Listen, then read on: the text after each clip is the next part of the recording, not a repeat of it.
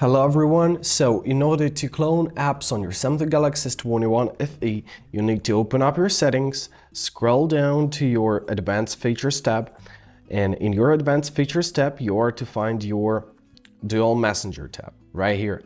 So tap here, and here you'll see available apps which you can clone. I only have Facebook, so choose the application which you want to clone and simply tap on the switch. Confirm your choice by tapping Install. Press confirm, and now you are prompted to choose to use separate contact lists or not. So decide what is gonna be best for you. I leave it off and let's press next. Now press OK and confirm your choice. Alright, so as we see, the second copy was installed. Let's go to our home screen.